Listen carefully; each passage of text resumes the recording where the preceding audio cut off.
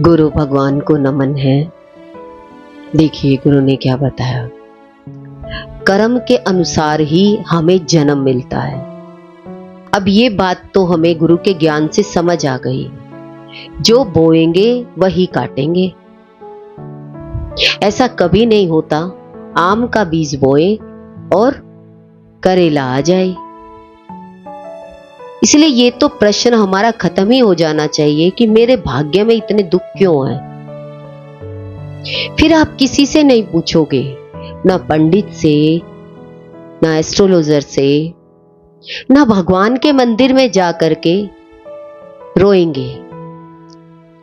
ज्ञान जब समझ में आ जाता है तो सारी जगह से रोना बंद हो जाता है।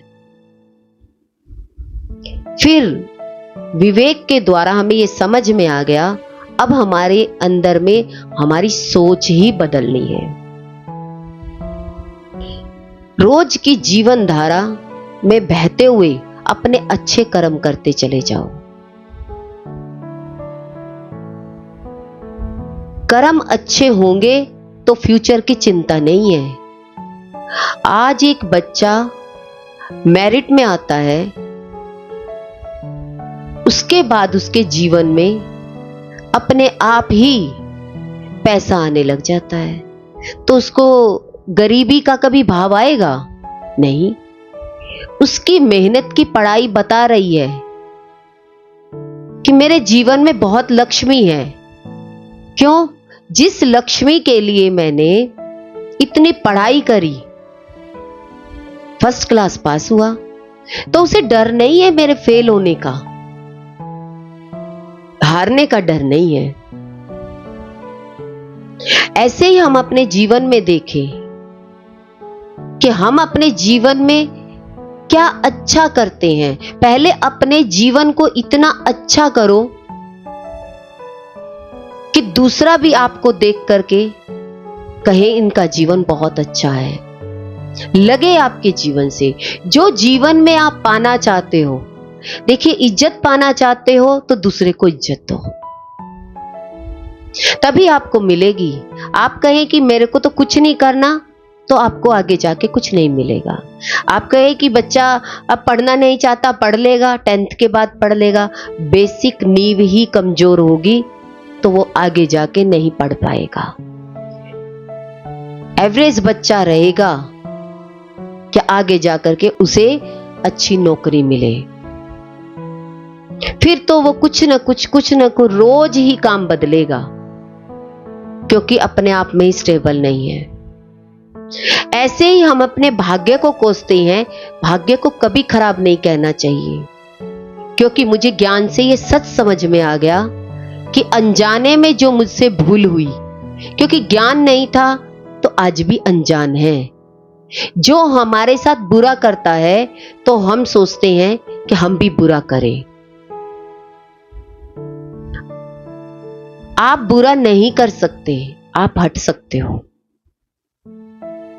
आपके कर्म के अनुसार भाग्य दिखाई दे रहा है, पर आज आपने अपने भाग्य को परिवर्तन करना है, जीवन को अच्छा करना है, सम्मान से रहना है। तो कभी इन इंद्रियों से गलत काम मत करना। सबसे पहले आपकी इंद्रियां कुछ गलत काम करेगी तो आपका मन देखता है। चालाक बुद्धि शह देती है और साक्षी भाव से परमात्मा देख रहे हैं। ना परमात्मा आपको कुछ गलती कर रहे हैं उसके बारे में कुछ कह रहे हैं, क्यों कर रहे हो, वो वहां भी चुप है। और जहां आपको दंड मिलेगा वो वहां भी चुप रहेगा। तो लोगों का प्रश्न होता है कि भगवान हमें ही दुख क्यों देता चला जाता है। तो ये तो प्रश्न अपने आप से, जब आपको ज्ञान मिलेगा गुरु का, तो आपके क्वेश्चन का आंसर जिस दिन आप ढूंढ पाएंगे उस दिन आपको विश्वास होगा। नहीं तो कितने गुरुओं के पास जाकर के प्रश्न रख दो, उनके उत्तर जो आपको मिलेंगे वो आपको मानने ही नहीं है, क्योंकि आपका अनुभव नहीं है, वो गुरु का अनुभव है। वो अपने अनुभव से बताते हैं। हमारा कर्म, हमारी पिछली प्रारब्ध कर्म हमें अच्छा करने नहीं देती। हम जैसे होते हैं वैसे ही कर्म करते हैं। आप देखिए आपके कर्म कैसे हैं। आपके कर्म जैसे आप होंगे वैसे ही कर्म होंगे। जीवन में व्यक्ति सोचता है बहुत पैसा होने के बाद ही सम्मान होता है। महात्मा बुद्ध तो राजा थे, सारा घर बार छोड़ दिया, पैसा छोड़ दिया, माता पिता को छोड़ दिया और भगवान की खोज में चले गए। अगर पैसा ही जीवन में मायने रखता तो महात्मा बुद्ध को घर छोड़ने की क्या जरूरत थी। आज एक इंसान बोलता है कि गरीबी के कारण ऐसा है। देखिए पैसे से जीवन नहीं होता, संस्कारों से जीवन होता है।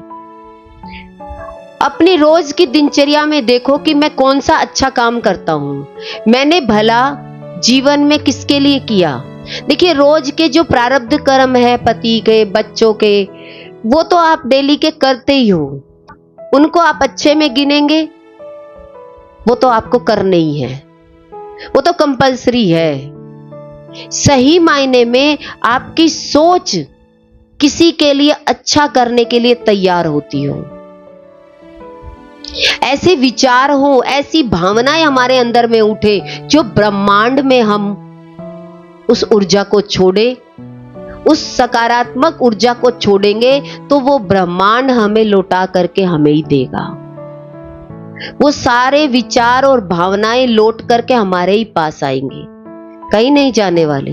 जिसने जो बोला है लौट के उसी के पास वही वचन आए हैं। आप कहें कि मेरे सामने तो कोई बुराई करता है, मुझे पसंद नहीं है। कभी आपने बुराई करी होगी, अब पसंद नहीं है क्योंकि अब ज्ञान सुन लिया। अब जो आपने ऊर्जा छोड़ी है वही ऊर्जा तो लौट के आएगी, आएगी तो आपके ही पास। जो शब्द आपने दिए हैं वो शब्द तो आपके पास लौट के आएंगे ही। इसीलिए कहा जाता है कि जीवन में साफ होकर के रहो।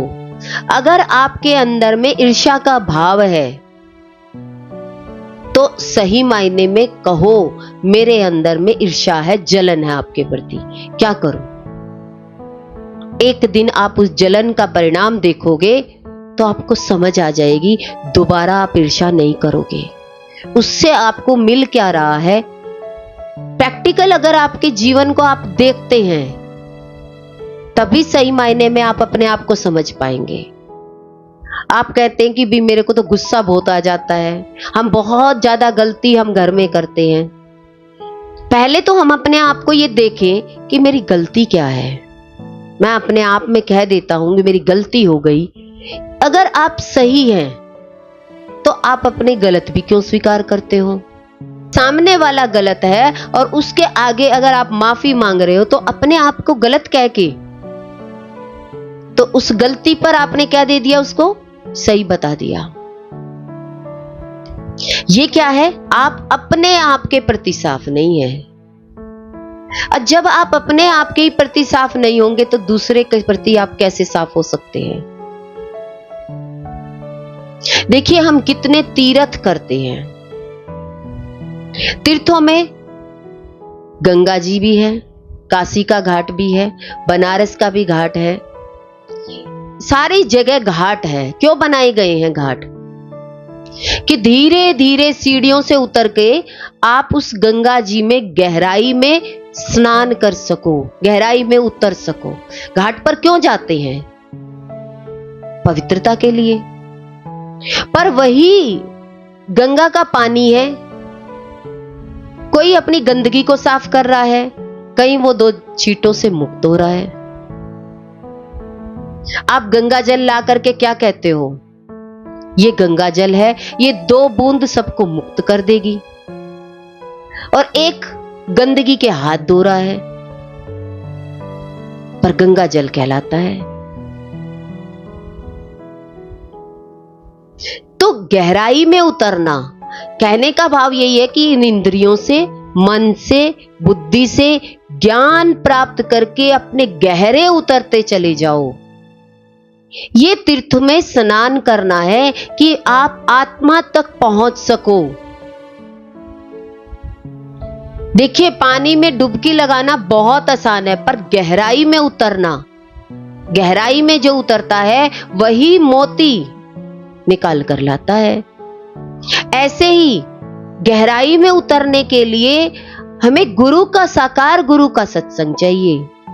सत्संग सुनते सुनते ये इंद्रियां मैं नहीं हूं, मैं मन नहीं हूं, देखिए डुबकी लगाते जा रहे हैं, मैं बुद्धि नहीं हूं। धीरे धीरे आपको इन शरीर भान खत्म होता जाएगा।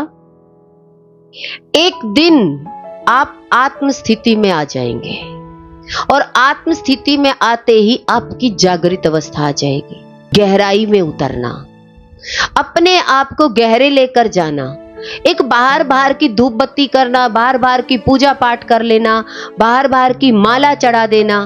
देखिए ये पहली क्लास की पढ़ाई है, पर क्लास यही चलेगी शुरुआत से, क्योंकि शरीर बाहर है।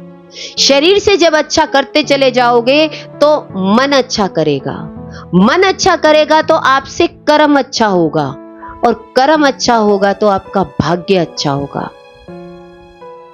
तो सबसे पहले कर्म हमारे जीवन में कौन सा होना चाहिए? सत्संग का। देखिए कबीरदास जी जुलाहे थे, कपड़ा बुनते थे, पर राम राम नहीं छूटता था, चादर बन जाती थी। एक एक सूत के धागे में राम का नाम है। एक चादर इतने की बिक जाती थी कि अपना खर्चा पूरा हो जाता था। आज एक व्यक्ति लाखों में कमाता है, पर घर का खर्चा पूरा नहीं होता, फिर भी कमी रह जाती है। कारण क्या है? राम का नाम नहीं है। कबीरदास जी के पास राम का नाम बड़ा था। काम कर्म भी साथ साथ होता रहा, और तो कर्म के साथ साथ भगवान का नाम लेना, ये सही मायने में कर्म किया। रैदास थे, क्या करते थे? चमड़े का काम करते थे। देखिए चमड़ा उतारना, फिर जूते गाड़ना, कर्म देखिए ब्रह्मज्ञानी कहलाए। कर्म दिव्य है, कर्म नहीं छोड़ा अपना। कर्म बाहर से कैसा भी दिखाई दे रहा है, अंतःकरण इतना साफ है कि वो गंदगी, बाहर की जो गंदगी भी दिखाई दे रही है वो भी पवित्र हो गई। वो भी 2 छींटे मीराबाई को लग गए, ज्ञान को प्राप्त हो गई। पवित्रता इसे कहते हैं। जो अपने जीवन में अपने आप को सुधारता चला जाए तो उसका भाग्य परिवर्तन अपने आप होना शुरू हो जाएगा, उतरना आ जाए। हम डायरेक्ट ध्यान लगाना चाहते हैं तो कहते डायरेक्ट ध्यान लगाओगे तो गंदगी तो वैसे के वैसे पड़ी है। वो गंदगी, बाहर की गंदगी ज्यादा परेशान करेगी आपको, पर बाहर से सफाई करनी शुरू करनी है। और बाहर की सफाई क्या है? बाहर की सफाई क्या है? इन इंद्रियों को सत्संग में लेकर जाना, सत्संग में ले जाकर के मन को पूरा गुरु की आज्ञा में चलाना। देखिए सत्संग में ही ले जाना बहुत बड़ी बात नहीं है। लोग 50-50 सालों से भी लगे रहते हैं, पर गुरु आज्ञा में नहीं चलते। अब दिखाई तो देती है बहुत भीड़ है, पर मानने वाले गिने चुने 8-10 लोग मिलेंगे। भीड़ का तो आप आज भंडारा लगा दो और मंदिर के बाहर लिखवा दो, सारे भिखारी आकर के भीड़ लगा देंगे। क्यों? आप तो कहेंगे कि ये संत की भीड़ है। संत की भीड़ नहीं है, आधे से ज्यादा खाने वाले की भीड़ है, कुछ चमत्कारों की भीड़ है। सही मायने में सच का ज्ञान सुनने वाला तो कोई एक ही आता है। किसी संत के शिष्य देख लो 1 या 2 है, इससे ज्यादा नहीं है, और इससे ज्यादा तो फिर भीड़ ही है। तो ये बात समझ में आती है कि सब लोग एक तरफ भीड़ इकट्ठी कर लेते हैं, दूसरी जगह पे तो लोग इतने सारे आते कहां से हैं? वही लोग वहां पर जाके खड़े हो गए, वही लोग दूसरी जगह जाके खड़े हो गए। तो हम देखते हैं कि चारों तरफ भीड़ तो हम कर सकते हैं, सही मायने में छीड़ में बैठ करके ज्ञान को प्राप्त कौन करता है? जो रोज का सत्संग सुने, रोज अपना गंगा स्नान कराए, रोज घाट पे उतरे। हमारा घाट कौन सा है? सत्संग रूपी घाट, ज्ञान गंगा। रोज ज्ञान गंगा में स्नान कराएं इस मन को, तभी ये मन पवित्र हो सकता है। नहीं तो ये मन इधर उधर की गंदगी उठाकर लाएगा। आप इस मन को संसार में ले जाओ, तो आप कहीं किसी के घर गए तो क्या उठा के लाओगे? अच्छी चीज या बुरी चीज? अगर आपके पास अच्छी चीज थी तो आप बांट के आओगे। अगर आपके पास कोई अच्छी चीज देने को नहीं थी तो किसी की गंदगी जरूर उठा के लाओगे कि उस दिन ऐसा उसने क्यों किया, उसने विघन डाल दिया हमारे घर में आकर के। तो आप क्या उठा के लाओगे? जो लड़ाई झगड़ा हुआ तो वो उठा कर लाओगे। तो आपके मन ने कौन सा कर्म उठाया? गए थे आप धर्म पर आपने धर्म की एक बात भी नहीं सुनी। पर आप कहने में कहते ड्रेस पहन लो भगवान की, पर भगवान जैसा आचरण, भगवान जैसे गुण अपने जीवन में लाना, वो किसमें ताकत है? जो सहज होता है वो सहज गुरु की बात मान लेता है। ज्यादा पढ़े लिखे लोग होते हैं, क्यों, कहां, कैसे, किस लिए प्रश्न बहुत होते हैं, पर जो बहुत ज्यादा बड़े बड़े प्रश्न करता है वो लगाता कितना है? वो प्रश्न के माध्यम से सोचता है कि मेरे को ज्ञान बहुत है। ज्यादा बड़े ज्ञान की जरूरत नहीं होती।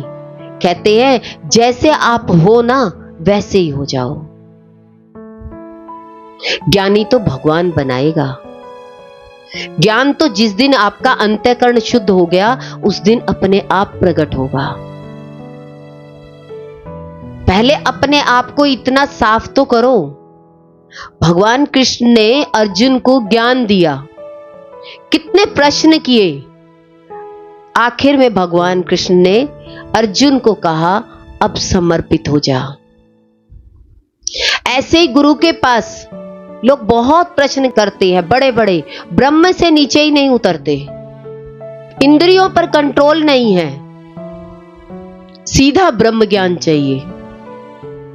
मन पर कंट्रोल नहीं है, बुद्धि चालाक है, शरीर में कोई ईमानदारी नहीं है, पर चाहिए ब्रह्म ज्ञान। उस ब्रह्म ज्ञान का क्या करोगे? पहले अपने जीवन में भक्ति तो लेकर आओ। कर्म तो दिव्य हो। भक्ति और कर्म आपके जीवन में 2+ हो गए तो ब्रह्म तो प्रकट ही हो जाएगा, क्योंकि ब्रह्म तो पहले से हो। ब्रह्म में ज्ञान नहीं लगता। ये संसार ब्रह्म है और इस ब्रह्म जाल में जब तक हम फंसे रहेंगे तब तक उस ब्रह्म ज्ञान को चाहो तो वो हमें प्राप्त नहीं हो सकता। इसीलिए गुरु हमें कहते हैं पहले आपके कर्म तो दिखाई दे अच्छे, आपका जीवन तो सुंदर दिखाई दे, आपके जीवन से कुछ खुशबू तो आती दिखाई दे। जब तक जीवन में अपनी खुशबू दिखाई नहीं देगी तब तक हमारा भाग्य परिवर्तन नहीं हो सकता। इसलिए हम बाहर के बहुत सारी चमत्कारों को देखकर हम नमस्कार करते हैं, तो चमत्कार तो आपके ही अंदर घटेंगे। वो चमत्कार क्या है? बड़े में बड़ा चमत्कार है, आप बहुत चालाक थे, अब सहज हो गए। सहज होना ही भगवान है। भोले भाव मिले रघुराई। शिव को देखिए कितने भोले हैं, पर सभी चालाक उस शिव को मानते हैं। पर शिव जैसा बनना, शिव कहते हैं कि मेरे जैसा बन जाओ, भोले बन जाओ।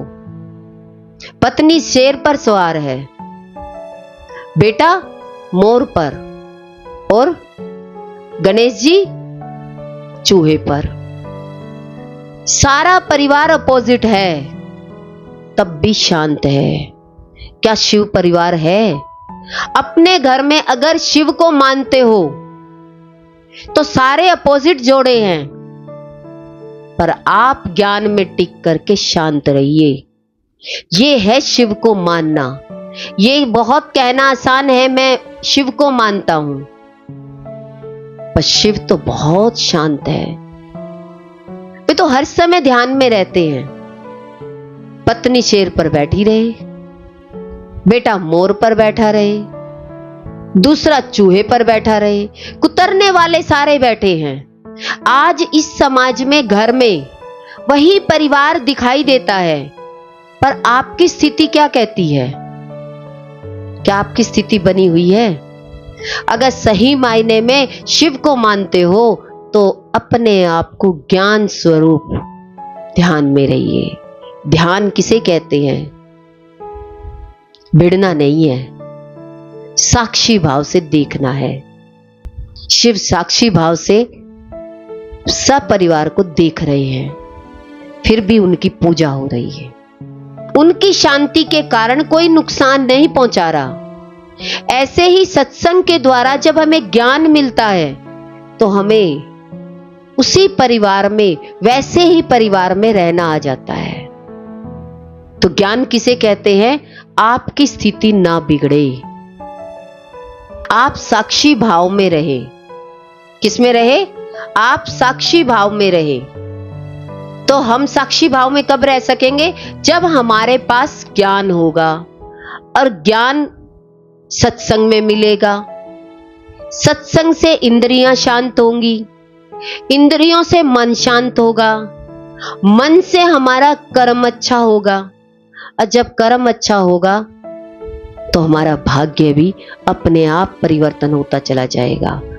बस सही मायने में पहले इंद्रियों से शुरू करेंगे। इंद्रियों को सत्संग में ले जाना कंपलसरी है। कोई कहता है सत्संग में आके हम तो वीडियो सुन ले, घर में बैठे ही हमारा सब कुछ कल्याण हो जाएगा। नहीं, कि मेरे को स्कूल भेजने की बच्चों को जरूरत नहीं है, बच्चे सुबह नहीं उठते हैं। बाद में टीचर जो पढ़ाएगी वो पढ़ा देंगे, उसमें ही बच्चे पढ़ लेंगे। अब आप बच्चे से अंदाजा लगा लेना आपका बच्चा कितना होशियार निकलेगा। पहले बात तो ये प्रश्न पूछना ही नहीं चाहिए। जिनको अपने जीवन का कल्याण करना होता है तो वो शरीर से अपने शरीर को, साकार रूप को सत्संग में ले जाकर बिठाता है। और सत्संग में ले जाकर बिठाने के बाद तब कहीं जाकर मन आज्ञा में चले तो चले, ना चले जरूरी नहीं है शरीर लेकर आए हो आपका मन मान जाए, क्योंकि आपको जन्मों जन्मों की आदत है, जन्मों जन्मों की दूसरे की पकड़ने की आदत है, नकल करने की आदत है, अकल की नहीं है। अकल तो गुरु से मिलती है, नकल तो दुनिया करती है। तो इसलिए कहते हैं अकल किसी दुकान पर नहीं मिलती, अकल गुरु के दरबार में मिलती है, वही मिलती है अकल। इंसान सोचता है इससे खरीद लूंगा, इससे खरीद लूंगा। कितने भी समझदार व्यक्ति के पास बैठ जाइए, आपको बेवकूफ बना के छोड़ देगा। जितने भी आप अच्छे व्यक्तियों से मिले, उन लोगों ने तुम्हें बेवकूफ बनाया या समझदार बनाया? आप हारे हुए आए या जीते हुए? हारे तो वो सही थे या गलत थे। और गुरु के पास आए तो गुरु ने अकल दी। समझदार बनो, बेवकूफ नहीं। विवेकवान बनो। और जब विवेकवान बन गए तो आपका भाग्य चमक जाएगा, भाग्य अच्छा हो जाएगा। विवेक के लिए कौन चाहिए? गुरु। गुरु भगवान के अनंत अनंत शुक्राने हैं।